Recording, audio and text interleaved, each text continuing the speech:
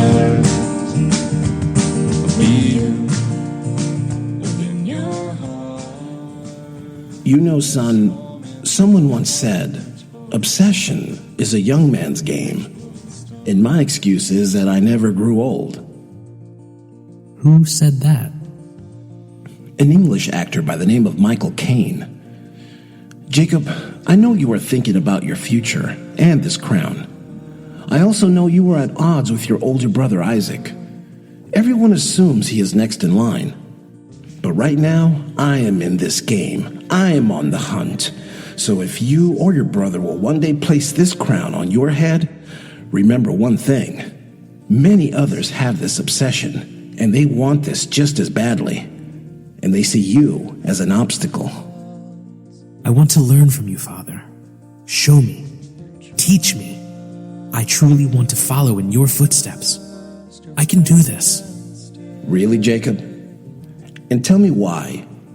Why should you, above all else, be king? Because I wish to preserve your legacy and also add to it with my own. Son, do you even have a clue as to why I became king? Do you really know? Yes, I do. You became king out of necessity. The world was being destroyed by bad people. Really smart, but truly evil people.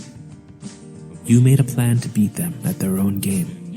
That much is true. And it took me so many years to even learn their game, their rules, to gain their trust. Some of the most incredibly nasty people on the face of the planet. And then I took it all from them. Teach me, Father. I haven't been tainted. I have your blood in my veins. I love God, and with your teachings I can beat them too. Jacob, I know your heart is in the right place, but it's a mistake to play on my vanity. This crown has no bloodline. Let me ask you, is this really an obsession? And if so, what are you so obsessed with? Have you not seen what this crown has done to me? Do you not see my sacrifices? And I make them every single day. Why would you even want this? Because you are more than my father. You are my hero. When your father is not only the greatest man you know, but the greatest man to billions of other people, tell me, why wouldn't I want to be like you? My son, I didn't become king because I wanted to be like anybody. I simply wanted to free my people from the monsters that ruined my country. And that is where you and I are fundamentally worlds apart.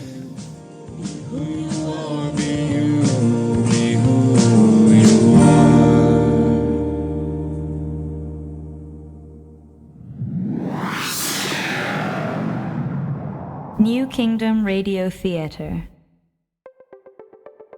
Hi, this is JV&X, creator of The Rise of Kingasilas.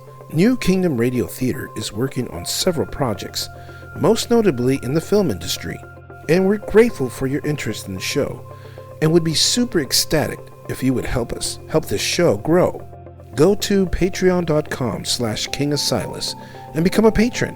Or you can send us some coin, whatever you'd like, to our PayPal or CashApp. It takes a lot to produce this show, but we do it through contributions from fans such as yourself. Click the links in the show notes and become a contributor, which you'll get all sorts of exclusive goodies for it. Thank you and enjoy the show.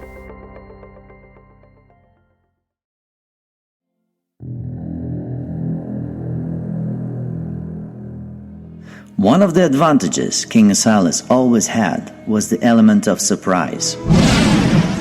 He kept his inner circle very tight, and no one dared dispense information to the public without his approval. The few times information had been leaked, those responsible were either hanged or shot by the king himself.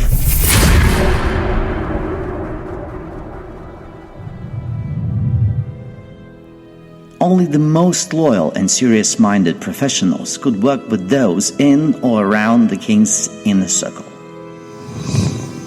This is why he was able to make daring moves without triggering reactions until it was too late.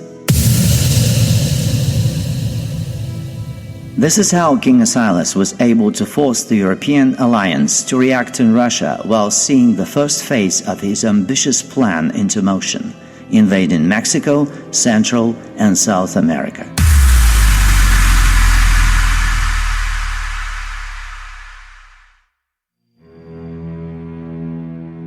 Your Majesty, we've completed another round of tests on lifting the fog on test groups.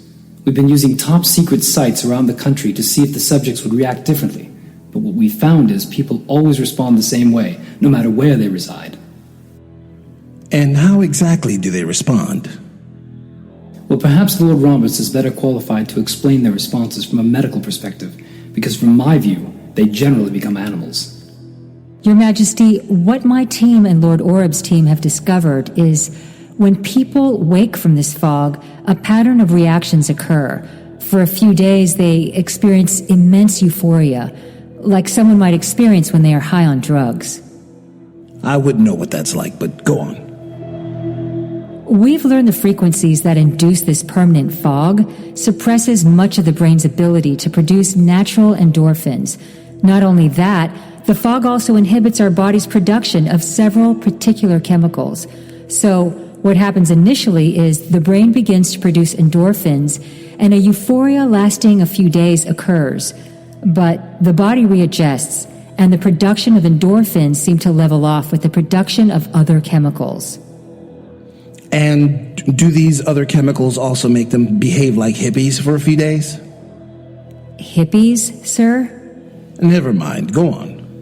If I may interject, Lord Roberts, I've observed people in this initial stage dancing and singing with great enthusiasm. It's as if they are happy and they can hardly stand it.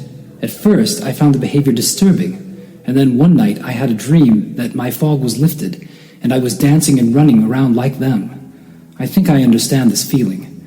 I call this the happy stage, but then something very strange and wicked happens. My apologies, Lord Roberts. Please continue.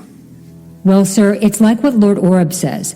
After a few days, the subjects act very differently. They become very irate and violent.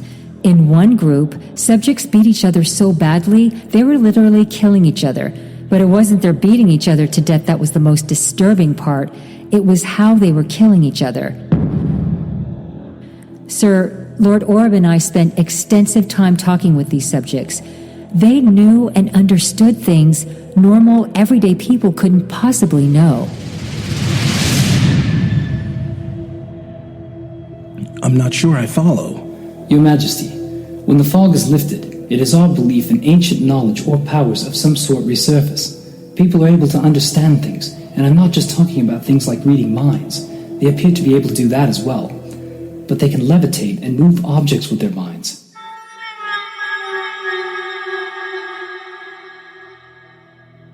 Sir, we've observed them lifting large, heavy objects like they were tossing paper plates. And some of them even developed the ability to communicate telepathically. When I got close to some of them, I could hear their voices in my head.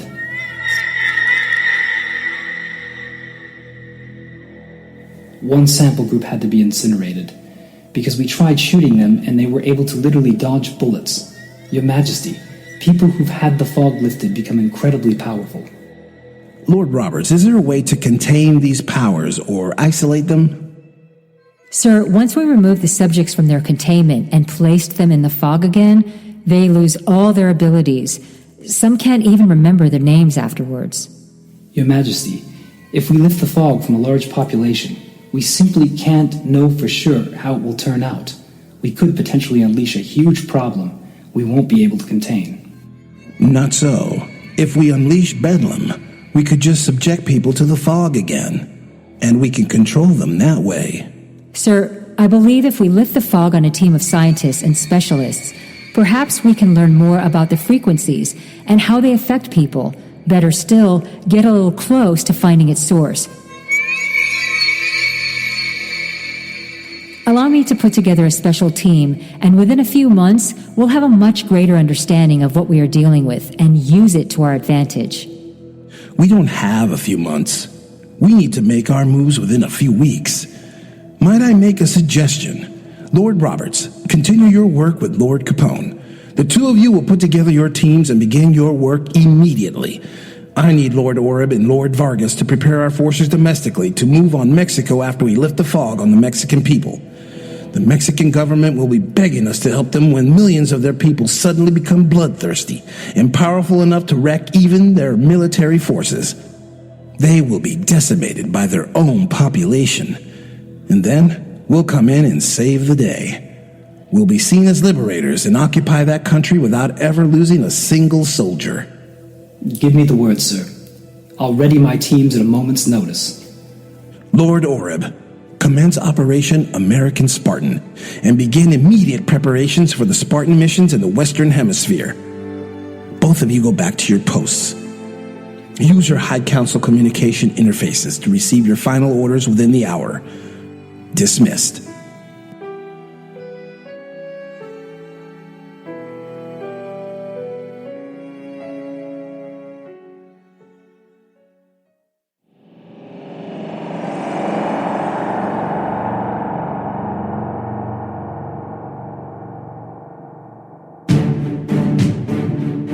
Silas? Gabriel, we need to talk. You are too forward with Seraph. It's important, of the highest urgency. Silas, I am here to help you, not to serve you. Remember this when addressing me. Yes, apologies, Gabriel. I forget my place. Much better. Now, what do you need, King? It's urgent. Come to me. Again, Silas, I do not. I can't talk about it over the phone. Anyone could be listening. This connection is encrypted with a blessing by the Lord himself. No mortal can hear us. It isn't mortals I'm worried about. So this deals with Satan himself. Hence gone mad. Worry not even the Prince of Principalities could intercept this. I don't care, Gabriel. I need to talk to you face to face about this. Silas. Gabriel, I demand your presence immediately. You are too forward, Silas. You will address me with meekness, or you will not address me at all. You will grace me with your presence, or I will cut off your access to anyone in my kingdom. Do not toy with my patience, King, and do not test my will. You are a messenger of God and nothing more. I know God is on my side. Convene with God and tell me what he thinks you should do, O Holy One. Expect me.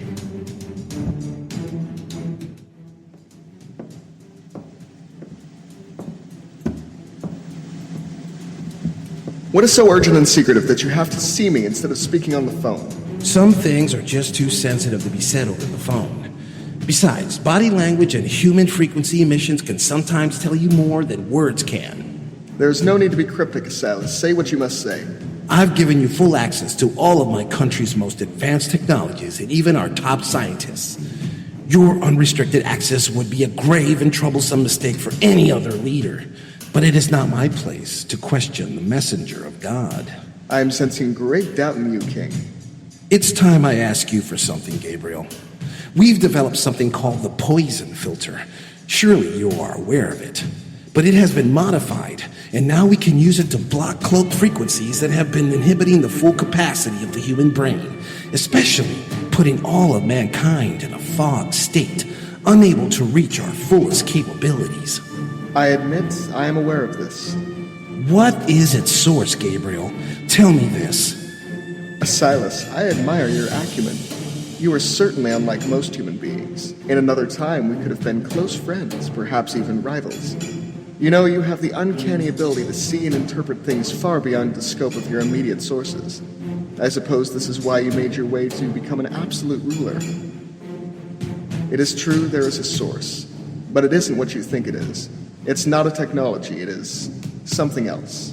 Something else? If it's not unnatural, it must be natural. What sort of natural emissions might interfere with humanity like this? But what is unnatural about natural things creating? Is blood unnatural? Art? Death? Gabriel. And you are not one to be distracted either. Single-minded. All right, I'll answer your question. It is a being, a living, breathing, immortal monster. Where can I find this monster, and how can I destroy it? It would be immensely unwise to pursue this, Silas. I strongly suggest you do not press me on this issue. You will not only put yourself and your country at peril, but the entire human race. And why is that? If it is a monster, it is clearly driven by nefarious impulses. It is not that simple. If you destroy this monster, you are destroying something fundamental, basic. Are you saying that this creature is part of something fundamental about the universe? Astute. Yes, and its separation from us is what gives us such power. This is unnatural. You should fear the evil it brings about. I am a man of God. I fear no evil. I am an angel of the Lord, am I not? I fear such evil. I thought angels felt no fear. I thought a man of God would know when to feel fear. Gabriel, don't think I don't know what you are. From the minute you showed up in Dr. Ezekiel's office, I knew there was something off about you. What sort of angel requires a phone to communicate? You then demand unlimited access to our best and brightest? Gabriel, you may be powerful, but you are no angel of God. Silas, times are changing. Prayer just doesn't work the way it used to. The phone was... Gabriel. Look, Silas, what matters is I'm here to help you. Your nation will fall, your Spartans will fail. I've seen my share of wars. You are a great commander, but you should know only to play with forces that you can control. Heed my words. If others learn what you have done, it will be the end of humanity. It's too late, Gabriel. I've already given the order.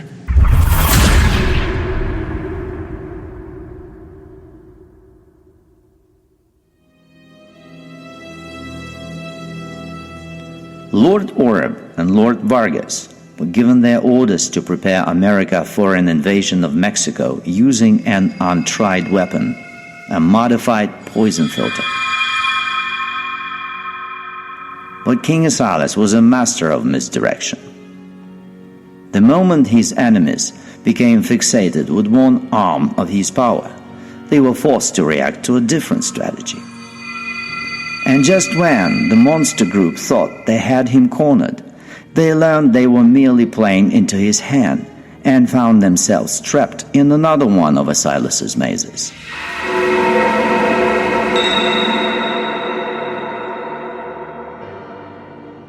America initiated a plan to lift the fog from the Mexican population, sending the country tumbling into mass chaos. This utterly shocked the entire world. For in the end, it was the Mexican people that revolted against the police, the drug cartels, and even their own government. And just as Alisas predicted, the Mexican president called on America to save them from complete collapse.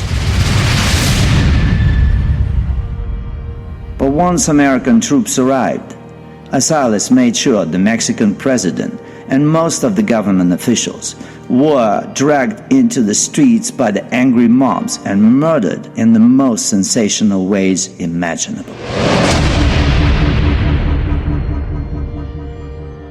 The people levitated all of the government officials hundreds of feet in the air and made them drop to their deaths.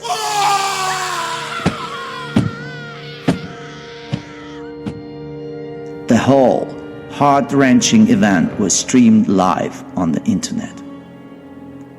Alisas had Lord Oreb strategically stop the poison filter, and people returned to normal, finding themselves occupied and now a part of the new kingdom of America.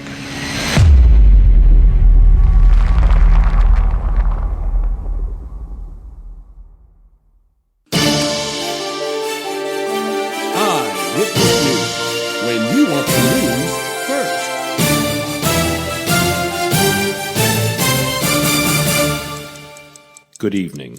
The world is in shock this evening at the announcement that Mexico is being occupied by the new Kingdom of America. King Alisas and members of the High Council have released a statement which reads, and I quote, "Mexico is no longer a sovereign nation. It is now a part of the new Kingdom of America and will likely become our 53rd state. Mexico's president and all government officials, including members of the Senate and Chamber of Deputies, have all been murdered in the streets by angry mobs prior to American forces arriving at the capital. It was an unfortunate chain of events that took place in which the people of Mexico rose up against a corrupt government and literally destroyed it. The new Kingdom of America, under the leadership of King Alisas, is now the system under which the Mexican people shall be governed from this day forth. Lord Alberto Vargas has been appointed by the King to oversee the establishment of a new governmental infrastructure in Mexico, and has added a title to Lord Vargas, Governor of Mexico. Many Mexican Americans across the kingdom have expressed great enthusiasm at the liberation of Mexico, as countless families are being reunited. And plans are also underway to tear down the thousands of miles of a massive wall erected during the time of the United States. And King Alisas himself has said he will be among the many workers on the first day the deconstruction of the wall takes place. King Alisas says he welcomes all Mexicans with open arms into his kingdom and plans to address the Mexican people in an official ceremony, but no date has been set. But there are still many unanswered questions surrounding the sudden and sensational end to the Mexican power structure. The Canadian Prime Minister has denounced the occupation of Mexico in a statement saying, and I quote, "America should be helping the Mexican nation by rebuilding its government structure and allowing the Mexican people to govern themselves." But King Alisas fired back at the Prime Minister in a statement saying, quote, "Mexico is overrun by corruption, drug lords, crooked law enforcement, and military. America did not destroy the Mexican government. They were absolutely self-serving, and the great people of Mexico rose up against them. America liberated the Mexican people from a sick and disgusting government.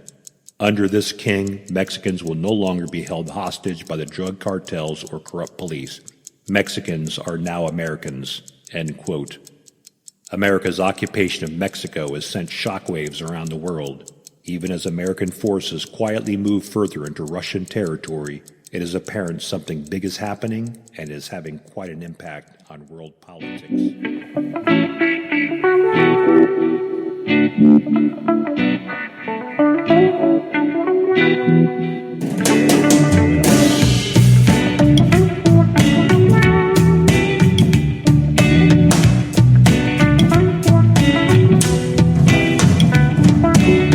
Grab this bottle made in 1999. Scotch to malt liquor, you looking misty eyed. Now we're buzzing, I'm telling you my story. Look me in the eyes, you can tell I'm not a sad story. This is what we're gonna do, me and you. Get a couple of tickets, flying out like goose and migrate down south, away from the people, away from the crowd.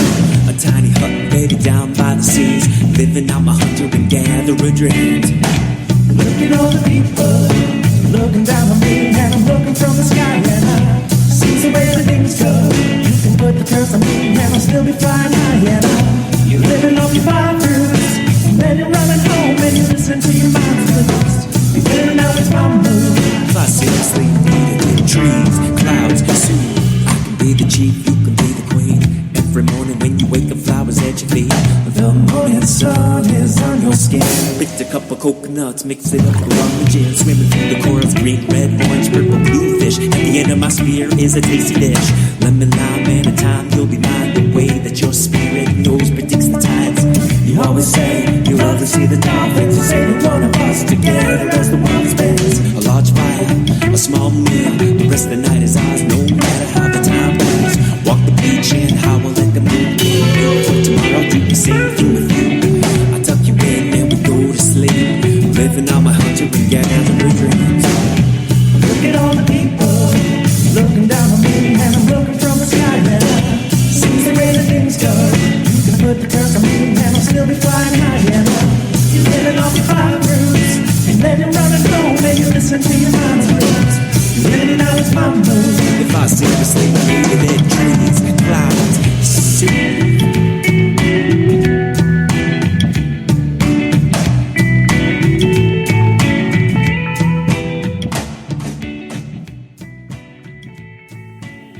Abigail, I'm really glad you decided to come out camping with me. I came out here because you said we'd be hanging out with your friends from Cocker City. I don't see any lake out here. Look, why don't you just relax? I found us some nice shade, and we can just hang out here and talk. I've got a lot I want to tell you. You want to talk? Talk about what exactly? About what we've been through together, our training, my feelings for you. Your feelings? Look, I think you have the wrong idea, Nabal. We talked about your feelings before, and I told you we can do this. Why not? Why can't we have feelings? Because we're Spartans now? Because we're human machines? Human weapons for the king? Look, we can fight for the king. We'll go into battle. We will. We'll do what we have to do. But why can't you and I do something? Something that's just you and I. It will be our secret. And no one will have to know but us. We will be something together, and that will give us more strength when we go into battle. Nabal, please step back. You're getting too close to me, and I am not comfortable with this. Where are your friends? Are they coming? Or was this just a lie to get me alone out here? Don't resist, Abigail. I want you to be mine. I want to make you mine. No, I don't belong to anyone. The king is not here to stop us, Abigail. He can't come between us right now. Nabal, no! Stop!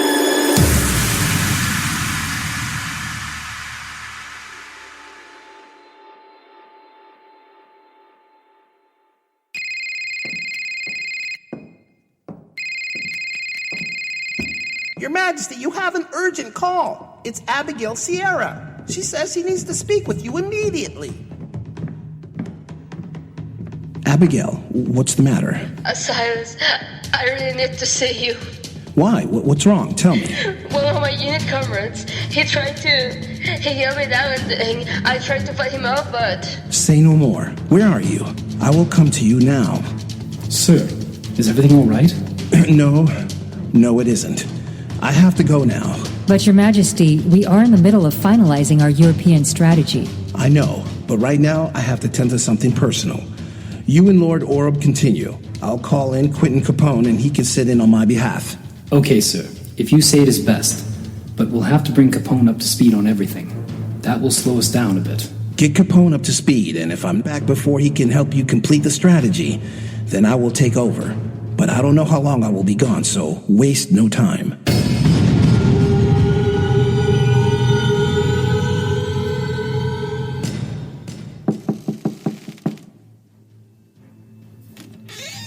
Abigail, the doctor said you suffered some minor bruises, but otherwise are fine.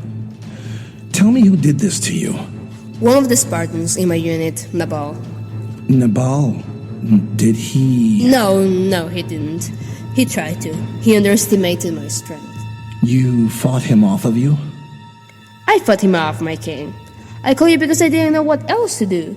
It was my first reaction. I am sorry to have pulled you away from your duties. No, Abigail. I'm sorry this happened to you. I'm going to see this Nabal right now. I promise you won't have to worry about him again. Are you going to put him in jail? He's a jerk. He should go to jail for this. Don't worry about him. He won't hurt anybody anymore.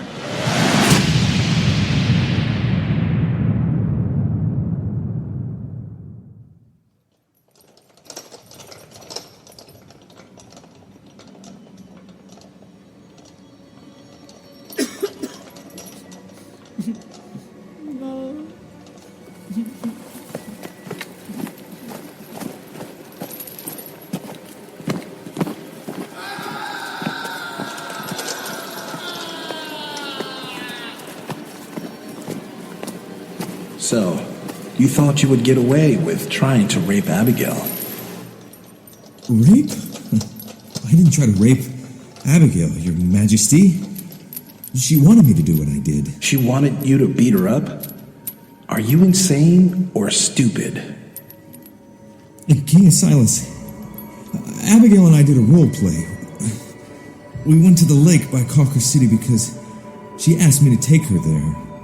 The whole time, I was supposed to pretend that I was trying to convince her to sleep with me, but we were never going to actually do it. I swear. You expect me to believe that crackpot story? It's true, sir. I admit I did get a little rough, but that was part of the plan, too. She wanted me to get rough. She wanted to see if she was strong enough to fight off a big, strong man, and she did. She beat the crap out of me. Unfortunately, Mr. Nabal, I don't believe you. Your Majesty, don't kill me. I swear this was all part of Abigail's plan. She wanted this to happen. Why? Why would she want that? I don't know. But I swear to God, she's evil or something. Please, my king. Commandment number 3, Nabal. You shall not take the name of the Lord your God in vain.